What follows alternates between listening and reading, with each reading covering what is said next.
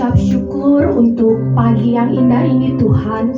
Kalau kami boleh ada di tempat ini, kami tahu ada satu rencana Tuhan yang begitu indah bagi kami pribadi lepas pribadi yang hendak Kau nyatakan.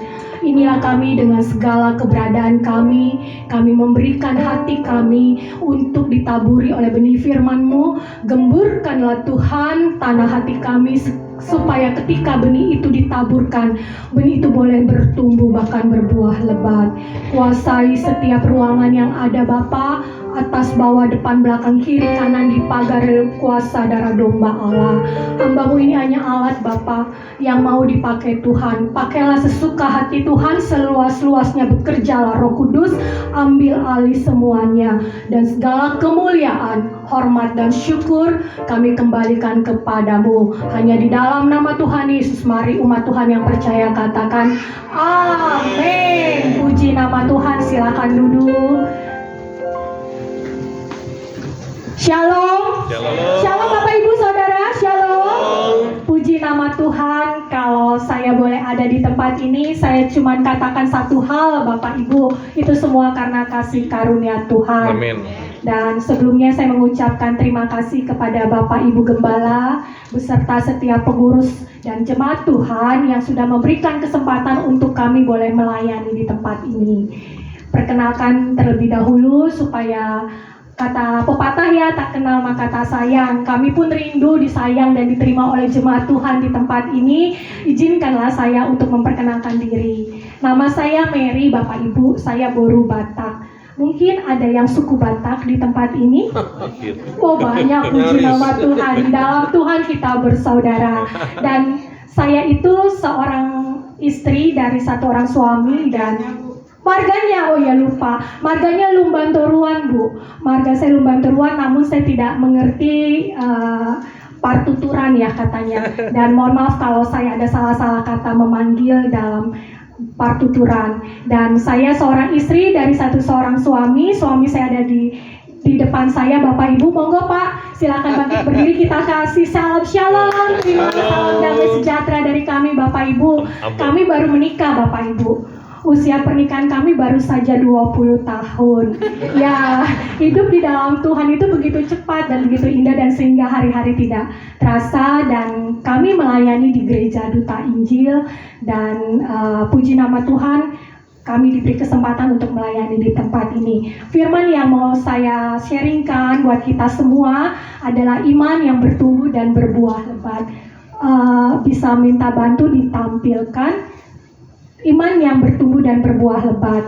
Kita mau baca ayatnya dari Kisah Para Rasul 4 ayat 23 dan 24, lalu dilanjut dari Yohanes 15 ayat 5 sampai 8. Kita baca secara bergantian ya Bapak Ibu. Saya baca yang ganjil, Bapak Ibu baca yang genap.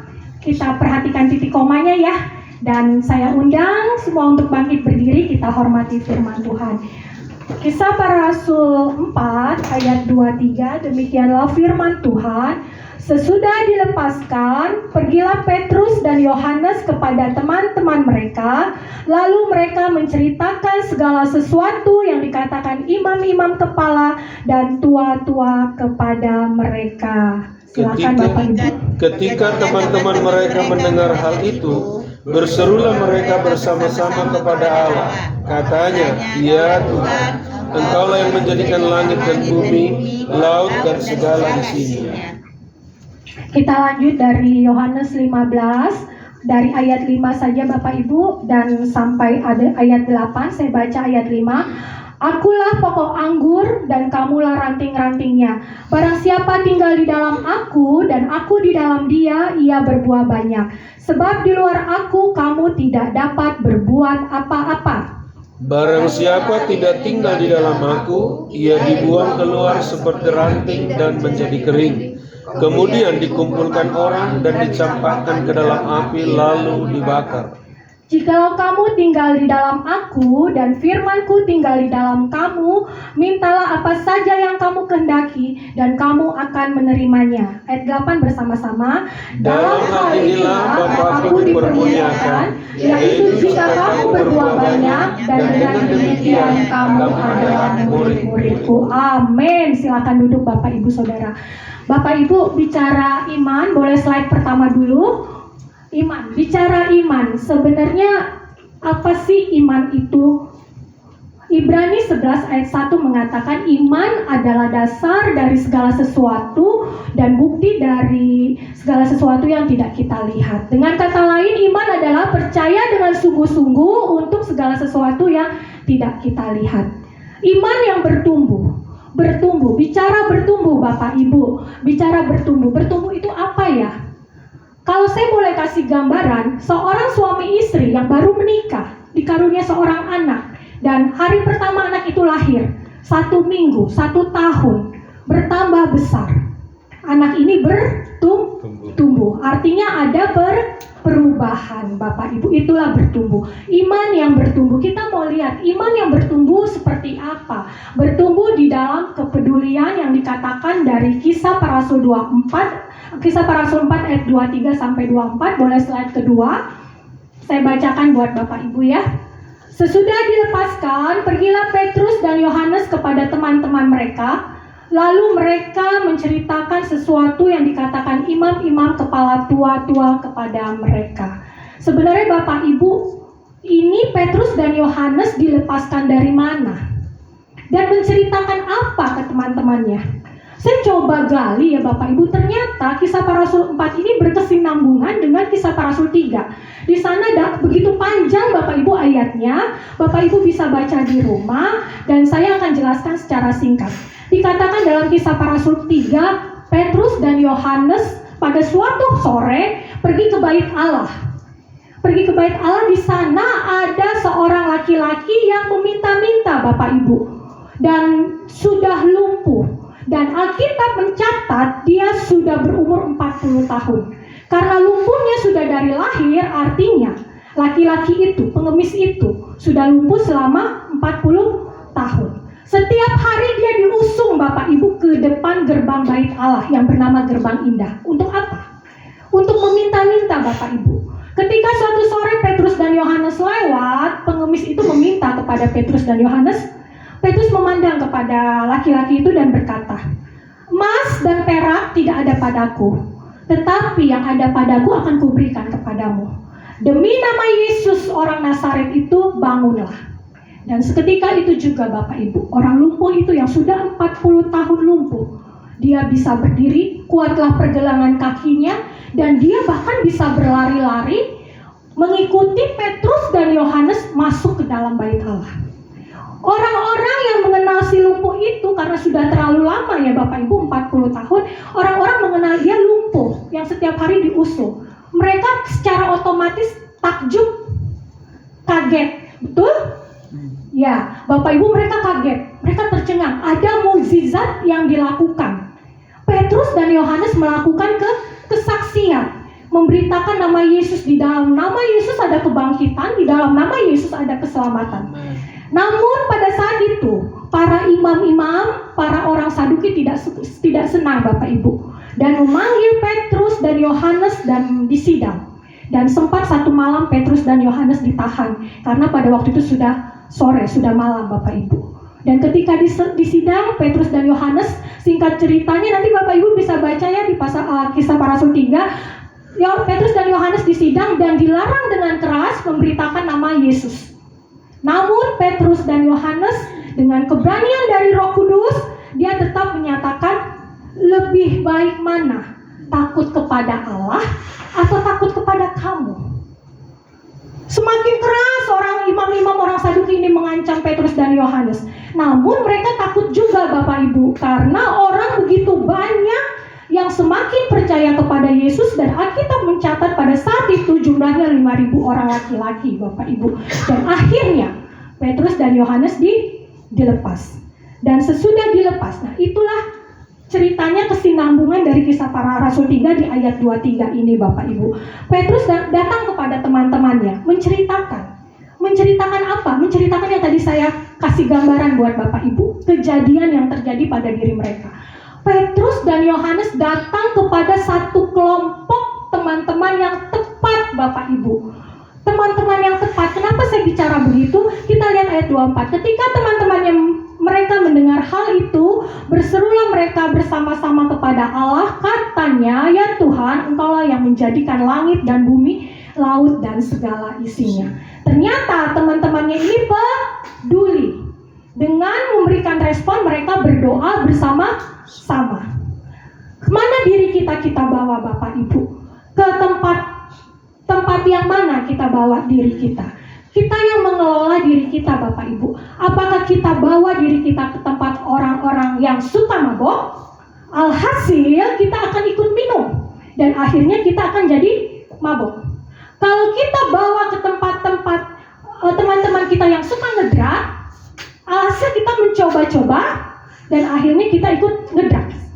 Tetapi ketika diri kita bawa ke tempat perkumpulan orang-orang yang suka menyembah Allah, orang-orang yang suka memuji Tuhan, orang-orang yang suka berdoa, demikianlah jadinya habit kita, kebiasaan kita. Sebab firman Tuhan katakan, pergaulan buruk merusak kebiasaan baik. Ya Bapak Ibu, di tempat ini kalau saya boleh baca dari warta, ada 3 kelompok sel ya Bapak Ibu. Pak Gembala, sudah ada 3 ya? Harus 1, 2, tinggal 2 kali. Oh, sudah ada 2. Medianya sudah ada Bapak Ibu. Tempat kita bertumbuh sudah ada. Yaitu kalau dikenal dengan kelompok sel, small community. Disitulah kita bisa saling sharing, disitulah kita saling mendoakan, disitulah kita saling membangun seperti Petrus dan Yohanes datang ke teman-teman mereka untuk menceritakan dan mereka sama-sama berdoa, memberikan kekuatan, bahkan meminta keberanian untuk memberitakan nama Yesus. Bicara bertumbuh, iman yang bertumbuh. Kita lanjut selanjutnya bicara berbuah. Dalam Yohanes 15 ayat 7 mengatakan, "Jikalau kamu tinggal di dalam Aku dan firman-Ku tinggal di dalam kamu, mintalah apa saja yang kamu kehendaki dan kamu akan menerimanya." Bicara minta Bapak Ibu, pasti kita semua pasti senang ya. Apabila kita meminta sesuatu, apalagi yang kita minta, yang kita ingini, apalagi yang kita minta, yang kita butuhkan, kalau digenapi pasti kita senang. Betul?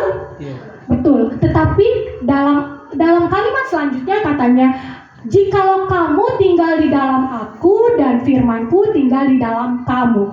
Ada syaratnya Bapak Ibu. Dengan kata lain, apabila saya dan Bapak Ibu ingin meminta sesuatu yang kita kehendaki digenapi oleh Tuhan, kita harus tinggal di dalam Dia. Dan firman-Nya harus tinggal di dalam kita. Dalam hal inilah Bapakku dimuliakan, yaitu jika kamu berbuah banyak, dan dengan demikian kamu murid-muridku. Jika kita berbuah banyak, kita adalah muridnya Tuhan.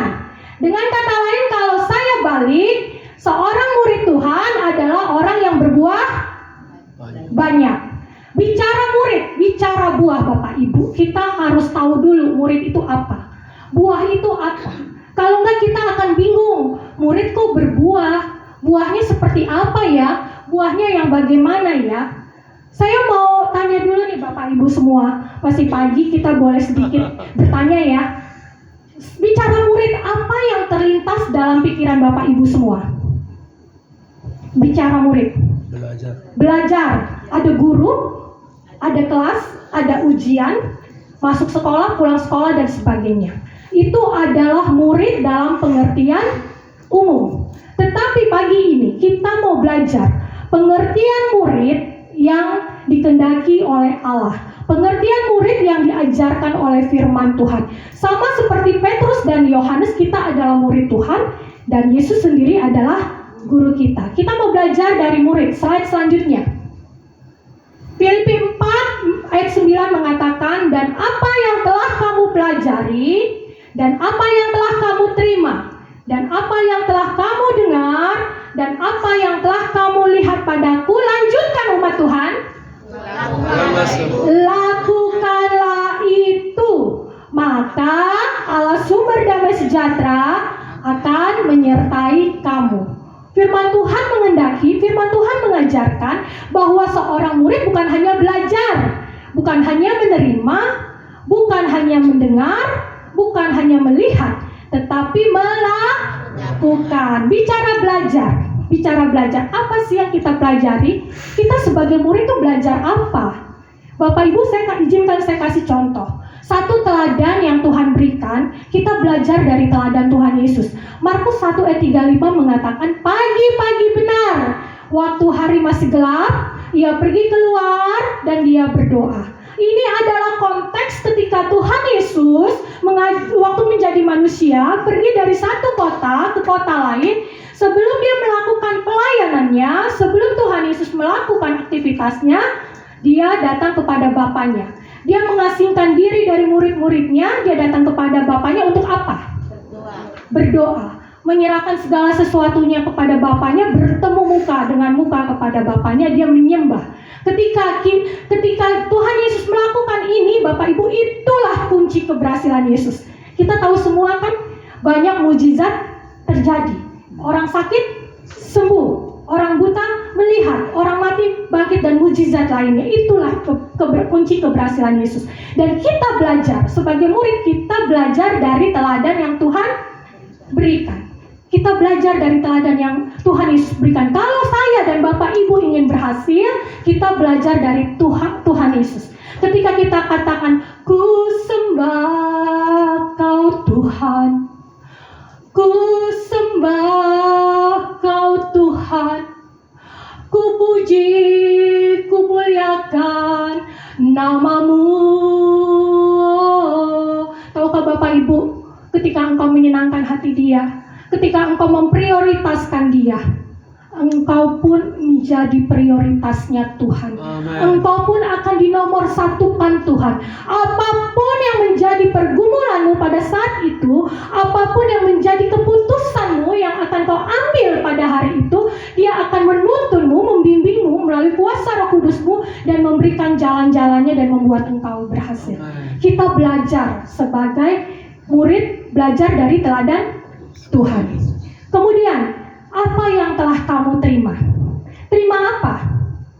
Pelajaran apa? Kita harus menerima pelajaran yang Tuhan berikan. Bapak Ibu, sehari-hari selama ini sampai sekarang, dari 6 tahun yang lalu saya itu sebagai guru les juga, Bapak Ibu. Guru les matematika SD dan SMP, fisika dan matematika. 6 tahun yang lalu waktu murid saya kelas 3 SD, saya mengajar dia, katakanlah tentang pecahan ya Bapak Ibu. Saya mengajarkan dengan cara aneh, tetapi murid saya tidak terima apa yang saya ajarkan. Dia bilang, bukan begitu. Lalu bagaimana? Begini. Ternyata dia percaya sama gurunya yang di sekolah. Dia mau menerima pelajaran yang diajarkan gurunya di sekolah. Lalu saya katakan pada saat itu, cara kamu benar, tapi cara ini juga benar. Mana-mana boleh, yang lebih mudah dirasa boleh dilakukan. Karena matematika memang begitu, Bapak Ibu, banyak cara. Lalu suatu ketika murid saya ini ulangan, dan dia pakai cara B yang diajarkan gurunya. Ternyata dia mentok, Bapak Ibu, tidak menghasilkan jawaban. Lalu dia ingat kata-kata saya, dia coba walaupun dia lupa-lupa ingat karena dia tidak menerima pada saat itu. Dia coba-coba dan ternyata benar. Dan sejak saat itu, dia sudah menerima apa yang saya ajarkan sebagai gurunya. Dia sudah menerima saya sebagai guru lesnya. Begitu juga kita, Bapak Ibu. Kita sebagai murid harus menerima Yesus sebagai Tuhan dan Juru Selamat. Kita harus menerima apa yang Tuhan ajarkan kepada kita. Kemudian, apa yang kamu dengar, apa yang kamu lihat. Memang seorang murid menggunakan telinga dan mata untuk melihat dan mendengar apa yang diajarkan gurunya. Tetapi firman Tuhan menghendaki lebih dalam, lakukanlah itu. Lakukanlah apa yang diajarkan oleh gurunya. Bapak Gembala, Ibu Gembala, izinkan saya memberikan contoh visual ya. Di tempat ini boleh satu orang membantu saya ke depan? Mungkin anak muda? Yang dekat aja. Yang dekat aja. Singer. Mungkin Ibu WL atau Ibu Singer?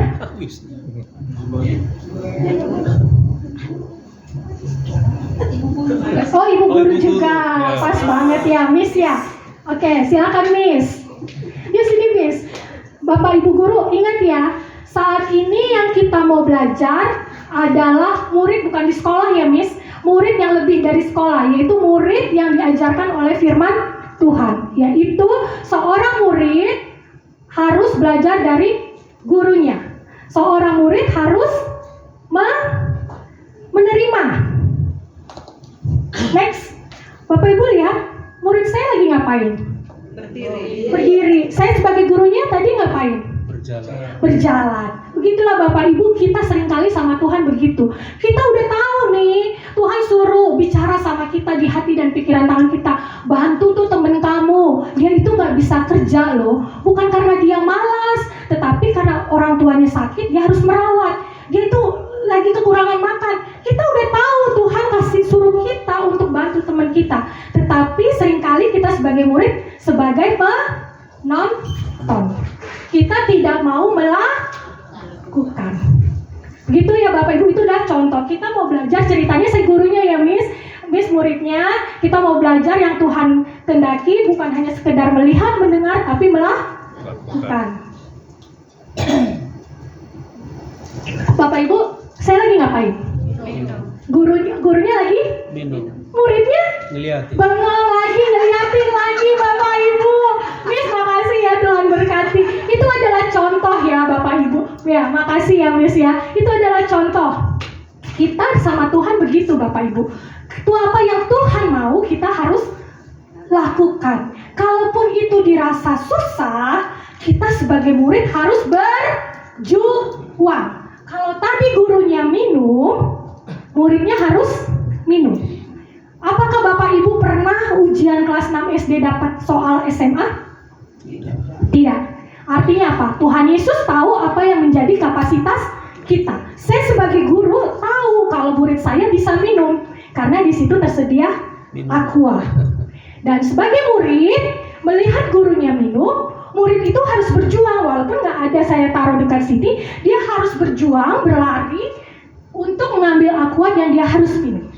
Itulah seorang murid yang diajarkan oleh firman Tuhan. Bukan hanya belajar, bukan hanya menerima, bukan hanya mendengar, bukan hanya melihat, tetapi melakukan. Next, kita belajar dari buah ya. Buah, itu ada buah jambu. Bapak Ibu, kalau kita bicara buah, yang terlintas dalam pikiran kita apa? Manis. Buah kesukaan kita ya, mangga, melon dan sebagainya, durian dan sebagainya. Buah itu ketika digantung di pohonnya aja kelihatan enak. Apalagi kalau dinikmati, dimakan. Artinya buah itu jadi berkat. Buah apa yang seperti firman Tuhan ajarkan? Buah apa? Buah yang diajarkan oleh firman Tuhan yang seperti Matius 3 ayat 8 mengatakan, jadi hasilkanlah buah-buah yang sesuai dengan pertobatan. Apa sih buah-buah yang sesuai dengan pertobatan itu? Buah yang sesuai dengan pertobatan adalah buah yang membawa perubahan hidup. Seperti yang dikatakan Galatia 5 ayat 19, keinginan daging, hawa nafsu, percabulan, amarah dan sebagainya. Kita hasilkan buah seperti apa? Yang dikatakan Galatia 5 ayat 22, kasih, lemah lembut, panjang sabar dan sebagainya. Yang dulunya genit, dengar firman Tuhan, bertobat, tidak jadi genit, itu berbuah. Yang dulunya suka marahin istrinya, dengar firman Tuhan, kasihilah istrimu, hai suami-suami, kasihilah istrimu, dan bertobat, mengasihi istrinya menjadi lemah lembut. Itulah buah. Yang dulunya suka terlambat, ketika dengar firman Tuhan tidak menjadi terlambat. Saya boleh numpang tanya sedikit buat Bapak Ibu ya. Bapak Ibu, kita kan sering ke bandara ya. Bapak Ibu mana nih kira-kira lebih takut mana Bapak Ibu ke bandara, apa terlambat ke bandara atau terlambat ke gereja? Kenapa? Kenapa lebih takut ke bandara? Kehilangan uang. Kenapa ke gereja kita tidak takut?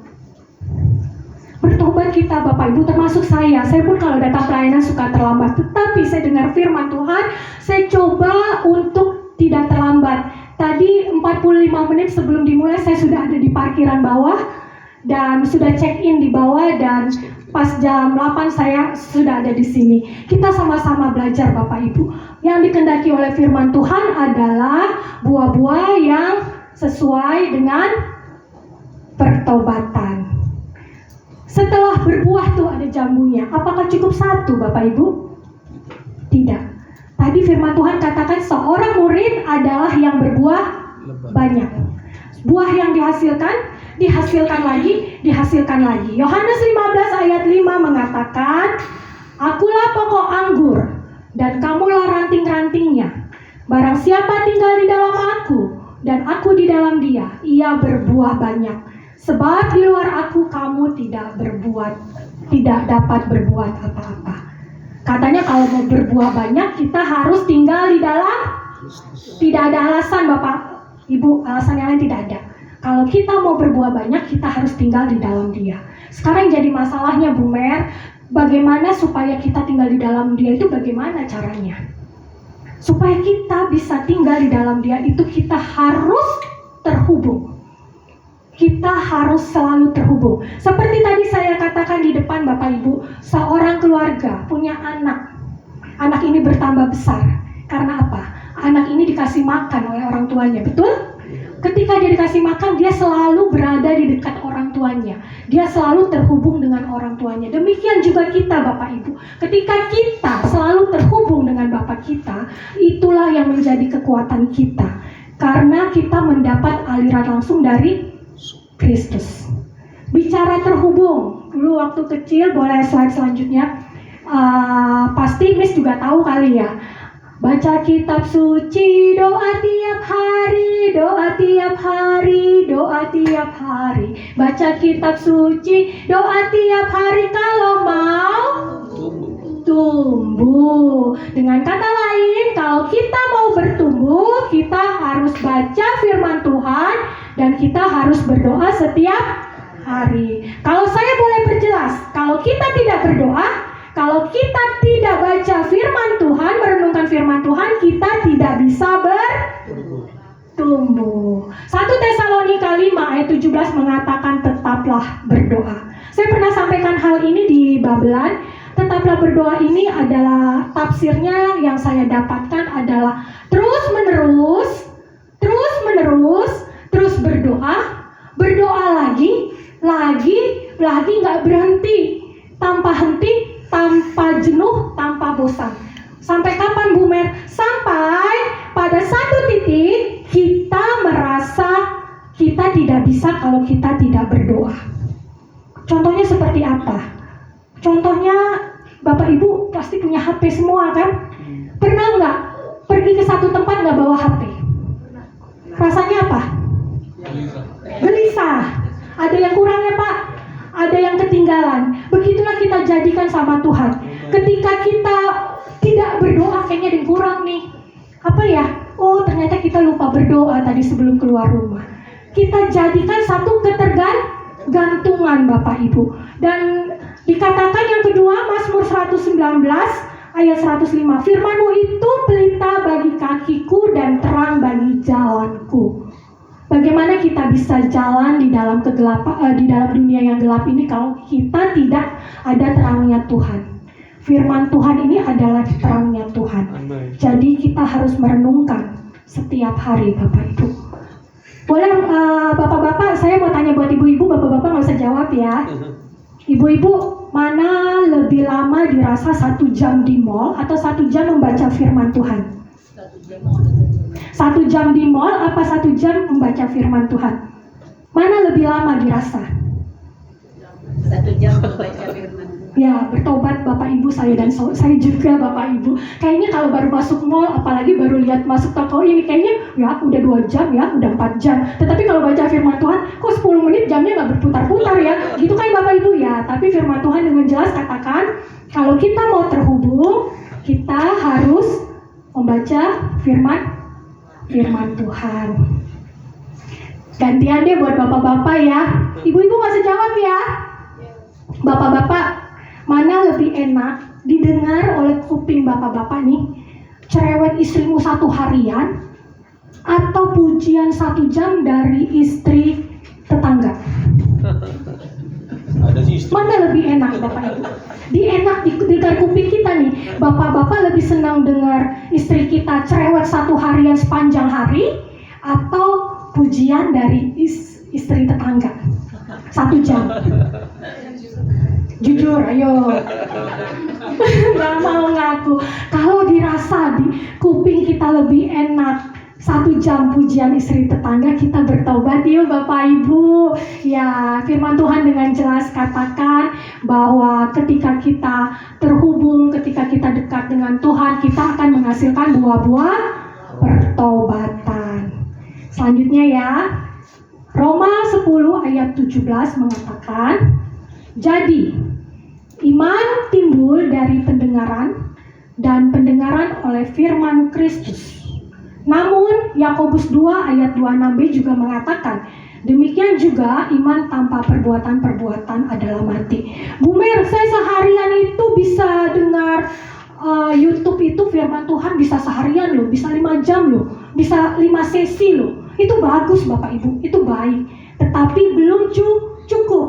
Firman Tuhan katakan, dengar firman saja tidak cukup. Iman tanpa perbuatan adalah mati. Jadi kita harus melakukan. Dengar firman, melakukannya, akan bertumbuh, akan berbuah, dan menjadi berkat. Dan yang slide selanjutnya, slide ini adalah yang sering hamba-hamba Tuhan tidak mau beritahukan kepada kita semua. Yang diberitahukan hanya berkat-berkat saja. Tetapi saya juga mau kasih tahu Bapak Ibu, ketika kita tidak bertumbuh, apa yang terjadi. Yohanes 15 ayat 6 mengatakan, barang siapa tidak tinggal di dalam aku, ia dibuang keluar seperti ranting dan menjadi kering. Kemudian dikumpulkan orang dan dicampakkan ke dalam api lalu dibakar. Bapak Ibu, ketika kita sudah dengar firman Tuhan, namun kita hanya jadi penonton saja, kita tidak melakukannya, sehingga kita tidak berbuah, sehingga kita tidak bertumbuh Bapak Ibu. Firman Tuhan katakan seperti ranting yang kering, ranting yang sudah terlepas. Tadi saya bawa ranting kering dari rumah Bapak Ibu, tapi saya lupa bawa ke depan. Ya, ranting itu Bapak Ibu sudah kering, dan ternyata setelah saya perhatikan semalam, ini tidak akan mungkin lagi untuk bertumbuh daun, tidak akan mungkin lagi untuk bertumbuh buah. Karena apa? Ranting ini sudah terlepas dari pohonnya. Demikian juga kita, kalau ketika kita tidak terhubung, ketika kita terlepas dari sumbernya, kita tidak bisa berbuah. Dan ketika kita tidak berbuah, apa yang terjadi? Matius 3 ayat 10 mengatakan, kapak sudah tersedia pada akar pohon, dan setiap pohon yang tidak menghasilkan buah yang baik pasti ditebang dan dibuang ke dalam api. Bagaimana dengan kita Bapak Ibu? Apa yang menjadi pilihan kita? Kita mau dengar firman dan melakukannya dan berbuah, atau kita mau jadi penonton saja? Kita sama-sama belajar yuk. Saya menghimbau kita semua untuk sama-sama belajar. Yang terakhir, kita mau belajar bertumbuh dalam kesaksian. Berbuah banyak tadi katanya di depan firman Tuhan katakan adalah seorang muridnya Tuhan. Ketika muridnya Tuhan ini, kita sudah menjadi murid Tuhan seperti Petrus dan Yohanes, harus menyaksikan kebesaran Tuhan. Menyaksikan kebesaran Tuhan. Supaya apa? Supaya orang lain tahu bahwa Tuhan Yesuslah yang sumber keselamatan, kebangkitan di antara semuanya. Tidak ada satupun keselamatan selain nama Yesus. Jadi kita setelah menjadi murid Tuhan, kita harus bersaksi supaya kita menjadi berkat. Ayat 8 tadi mengatakan, Yohanes 15, dalam hal inilah Bapakku dipermuliakan, yaitu ketika kita berbuah banyak, kita adalah muridnya Tuhan. Yang terakhir Bapak Ibu, saya juga mau berikan sedikit kesaksian. Masih bisa ya Pak Gembala 3 menit ya. Kesaksian Bapak Ibu, kira-kira 1 tahun yang lalu. Kesaksian ini bukan karena kuat gagah saya Bapak Ibu, tetapi biar kita mendapat kekuatan dari kesaksian saya ini. 30 Oktober 2023 saya dan suami diizinkan untuk mengalami 1 musim di rumah tangga kami Bapak Ibu. Jadi mungkin waktu itu suami saya dalam keadaan lelah juga kali ya, tetapi semua seizin Tuhan. Jadi waktu kejadiannya 30 Oktober tahun 2023, tepatnya hari Senin. Sebelum hari Senin memang saya sudah bermimpi, hari Kamisnya saya sudah bermimpi. Ada satu ular masuk ke dalam atap rumah kami. Dan saya langsung bangun dan saya langsung berdoa. Saya tidak bisa menggagalkan apa yang akan terjadi yang Tuhan izinkan dalam kehidupan saya. Tetapi saya hanya bisa berdoa, meminta kekuatan supaya Tuhan berikan kekuatan buat orang-orang yang ada dalam mimpi saya itu. Hari Jumat saya tanya Tuhan, hari Sabtu, Minggu, dan Senin. Tiba-tiba jam 9 pagi suami saya telepon saya. Karena saya tidak lihat-lihat WA, dia telepon saya. Dia bilang, berapa sih nomor telepon Pak Andreas pemusik gereja kita? Saya udah WA kamu tuh, cocokin dong, gitu kan. Saya cocokin, Bapak Ibu ternyata beda. Dia gak bilang apa-apa sama saya, Bapak Ibu, saya kirim yang benar. Gak lama Bapak Ibu dia telepon saya sudah ditipu 100 juta, saya sudah transfer 20 juta. Dimatiin langsung Bapak Ibu, gak cerita macam-macam sama saya Bapak Ibu. Saya telepon balik gak diangkat, bener-bener ya Bapak Ibu ya, gak diangkat itu teleponnya. Lalu saya tanya Tuhan, ini yang mimpi itu. Tuhan bicara di hati saya, bukankah kau ingat waktu Adam menipu Hawa? Oh iya Tuhan, tapi saya tenang Bapak Ibu. Seperti saya tidak mengalami kehilangan duit 20 juta. Padahal 20 juta itu besar buat kami Bapak Ibu, dan kami mengumpulkan cukup lama. Seharusnya kan saya dalam hati itu udah geram ya sama suami saya, seharusnya begitu. Tapi saya tenang. Nggak lama, tidak nyampe setengah jam dia datang Bapak Ibu, nyamperin saya. Tetapi kembali nggak ngomong sama saya Bapak Ibu, langsung telepon halo BCA. Dan singkat cerita, tidak bisa ditarik lagi uang kami Bapak Ibu. Uang itu sudah diambil penipunya. Saya cuma katakan sama dia, sudahlah, mungkin dia lebih perlu. Percayalah, Tuhan pasti ganti. Tuhan gak akan membiarkan kita kekurangan. Yang saya mau saksikan sama Bapak Ibu, dulu sebelum 30 Oktober 2023, kami makan 2-3 kali Bapak Ibu. Setelah kejadian kami tetap makan 2-3 kali, bahkan lebih enak-enak Bapak Ibu. Artinya apa? Tuhan tidak membiarkan saya sama suami saya kekurangan. Dulu sebelum kejadian, saya bisa healing sama keluarga saya. Tetapi setelah kejadian, tetap healing tetap sama keluarga saya. Makan lebih banyak Bapak Ibu sama teman-teman saya juga bisa healing. Artinya apa? Ada peningkatan. Dan satu hal yang saya mau katakan buat Bapak Ibu, kalaupun engkau kehilangan promosi, jabatan dari bosmu, untuk anak-anak muda mungkin yang cari pekerjaan atau yang sedang mau naik jabatan, kalaupun engkau kehilangan sesuatu yang diambil daripadamu, seperti yang diambil dari kami, percayalah, penyertaan Tuhan tidak pernah hilang Amen. dari kita yang berharap dan terhubung selalu dengannya. Puji nama Tuhan. Yang terakhir sebagai epilognya saya undang pemain musik, dan WL sebagai epilognya, sebagai penutupnya Bapak Ibu saya bacakan buat Bapak Saudara.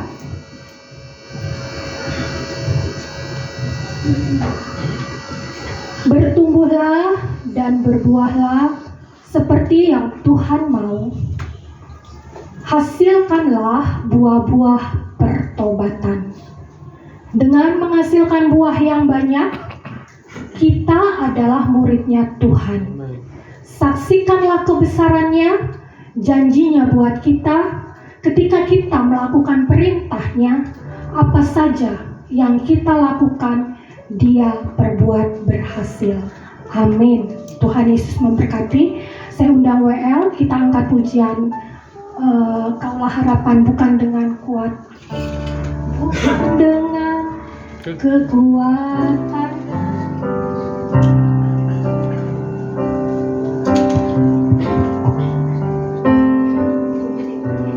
Bukan dengan kekuatanku,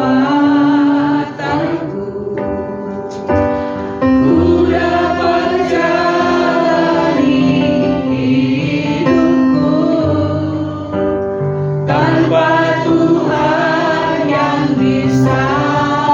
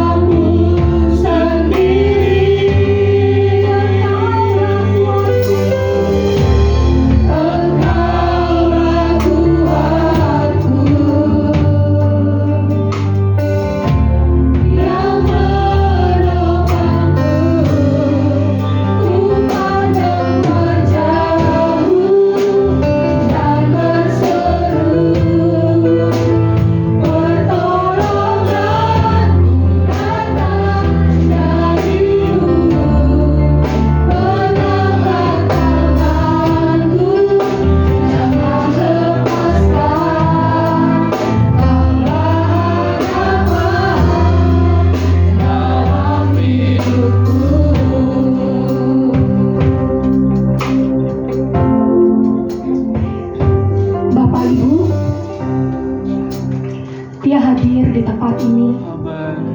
Dia rindu loh memberkati kita semua. Dia rindu memberkati Bapak Ibu termasuk saya. Tangannya sedang terulur kepadamu. Apakah saya dan Bapak Ibu semua mau menyambut tangannya? Apabila ada di hati kita untuk memperbaiki komitmen kita kepada Tuhan, Bapak, ini aku, jadikan kami murid-murid yang menghasilkan buah yang banyak. Ajar-ajari kami ya Roh Kudus, ketika kami lupa, ketika kami lalai. Biar Roh Kudus yang senantiasa mengingatkan kami, untuk kami boleh berada dalam kelompoknya Tuhan, dalam kelompok gerejanya Tuhan. Ketika Bapak Ibu engkau sedang rindu mengalami terobosan keuangan, berbicaralah kepadanya. Dia hadir di tempat ini Bapak Ibu. Dia rindu memberkati engkau dan saya.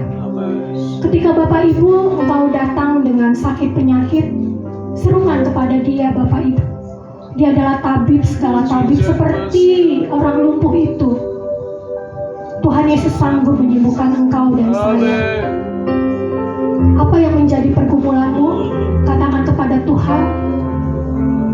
Dan WL silakan angkat pujian ini dengan lembut sementara kita boleh berdoa.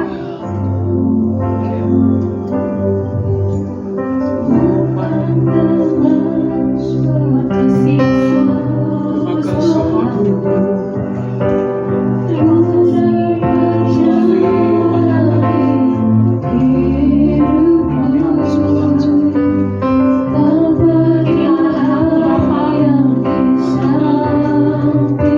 Kami percaya Engkau sudah mendengar apa yang menjadi isi hati anak-anakmu di tempat ini. Engkau adalah jawaban bagi mereka Tuhan. Peluklah mereka satu persatu Bapa dengan erat dengan kasih-Mu. Berikan solusi jalan keluar setiap masalah yang boleh dihadapi anak-anakmu di tempat ini. Kita katakan dengan sama-sama, pandang wajah-Mu dan berseru, pertolonganku datang dari-Mu. Peganglah tanganku, jangan lepaskan.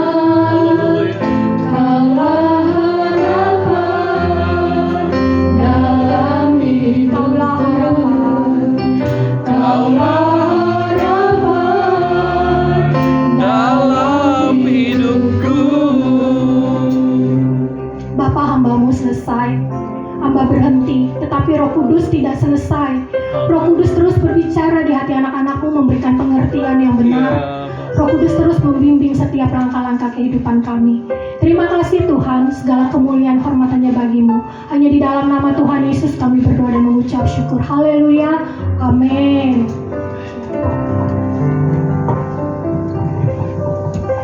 Bu Mary di situ dulu. Mari bangkit berdiri, angkat jempolmu, katakan terima kasih buat firman Tuhan yang disampaikan. 3 ya.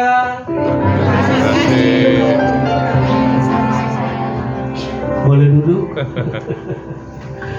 Dan juga saudara sekalian duduk. Saya mendengar, mengikuti khotbah yang ada tidak sulit untuk dipahami. Untuk itu berjuanglah untuk melakukannya. Kita ini udah paham dan diperdalam lagi untuk memahaminya. Kenapa saudara kekasih? Karena murid harus berbuah, dan buah itu akan terlihat dari perbuatan kita. Bu Mary terima kasih, dan juga suaminya yang datang bersama direkam, puji Tuhan. Dan saudara kekasih, kita akan memberikan persembahan. Kita berkata kepada Tuhan, ku perlu Kau